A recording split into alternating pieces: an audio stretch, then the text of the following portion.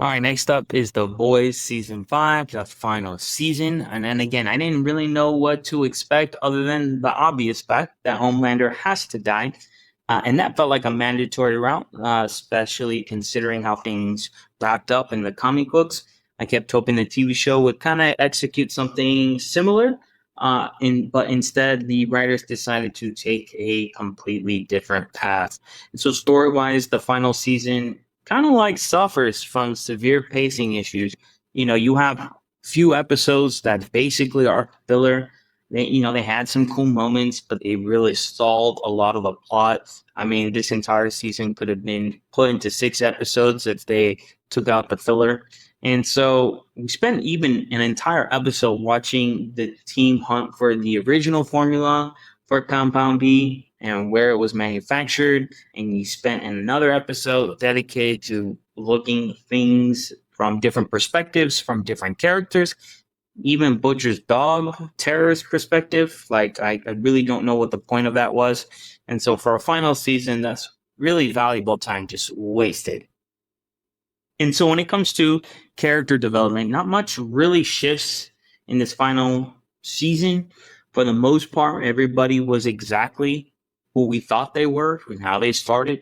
Homelander still thinks he's a god. Butcher remains a deeply conniving person, and Huey's still locked in as the team's moral compass. But if I had to pick one character who experienced real growth, it's definitely Annie. As Starlight, she starts the season incredibly pessimistic because every single attempt she's made to help people was instantly nullified by Vaughn and the Homelander's propaganda machine. It even drove her to push everyone away to keep them safe, specifically Huey and Marie from Gen V. Ultimately, she does manage to shift her outlook and reclaim her optimism as people finally begin to acknowledge her genuine impact. And with Huey's support, she learns to let others lift her up, even when the stakes mean risking their lives. It's something that I don't have here in my script, too. An honorable mention include Frenchie. Frenchie does go through growth as well. I'm thinking about it, and it's like he is very selfish, only cares about himself, and is the biggest coward. And he does make the ultimate sacrifice of all the boys. I didn't think he would be the one to die, and he does actually risk his life to save Kimiko and to stall Homelander. So I have to give it out to Frenchie. He does go through some growth as someone who's a coward, but eventually does the right thing and the bravest thing, truly the definition of a hero, and making sure that Kimiko saves, Sage saves from Homelander. Now, visually, I'm trying to think if there were any legendary, unforgettable scenes, but the final chaotic clash, pitting Homelander against Butcher, Ryan, Kimiko was cool to watch. Left me wanting a little bit more. It would have been awesome to see Homelander kind of cut loose, utilizing the absolute peak of his power set. It felt like his actual capabilities were kind of like underutilized. I mean, we sort of saw it a little bit at the beginning with him kind of crashing out against A-Train. Wish we had a lot more of that, but we didn't. Oh, shoot, I forgot about A-Train's character growth. He also becomes the ultimate hero. His death is also tragic, too. You start off season 1 where he runs into a woman, happens to be Huey's girlfriend, and kills her. And then by the end of here, we come full circle. Another person on the road, he runs and avoids that person, ultimately leads to his death because Homelander catches up to him. But again, I forgot about A-Train, so shout out to A-Train. When you look at The Boys as a complete story, the overarching theme has always been really the terrifying power of corporations and how they can get away with practically anything. The show went full circle on this. We started the series learning how Homelander was engineered and raised in this sterile lab, ultimately manufactured a detached tyrant with a severe god complex.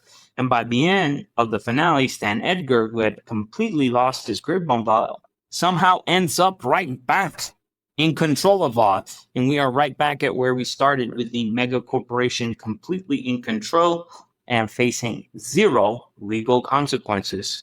And so another major theme that the show deals with is, the consequences of your own actions.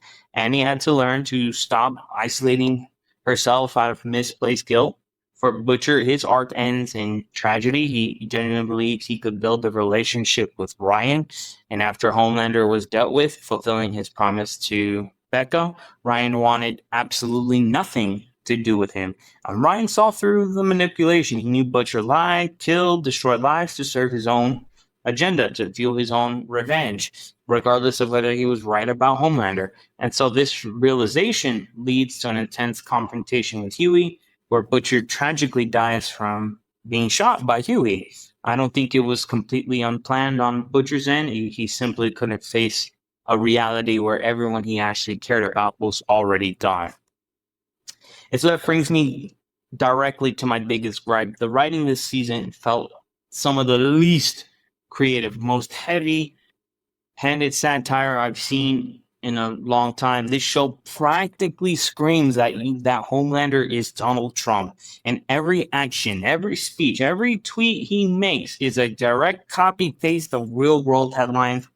While the Starlighters are written as blatant caricatures of the political left, they even had a scene featuring a gold statue of Homelander promoted by a pastor, which unironically mirrored a real-world political event not too long ago, like at least a month ago after filming this video. And so to me, this lazy satire completely derails the real narrative weight of Homelander. The true terror of his character shouldn't be like a political punchline. You know, he's a walking nuclear bomb waiting to explode. Not in the literal sense, that's more like his dad.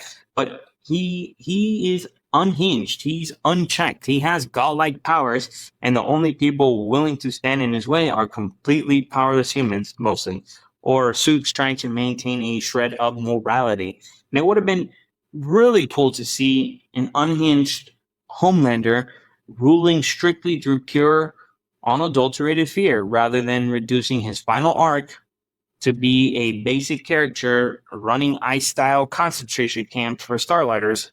It's just way too on the nose. So overall, I'm giving the final season of The Boys a 7 out of 10. To me, the comic books handled the structural progression of this ending the right way, and all the writers had to do was execute it. That being said, I didn't think the finale itself was terrible.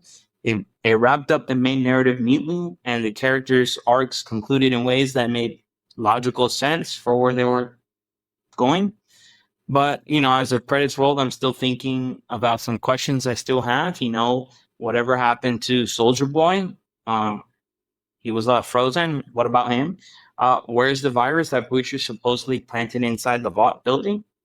And why on earth did Huey name his newborn child Robin after his first love who was killed by a train? I don't know. Anyways, 7 out of 10. The Boys, final season. Hey, if you liked that video, hit the like button or leave a comment below. Really helps with the channel.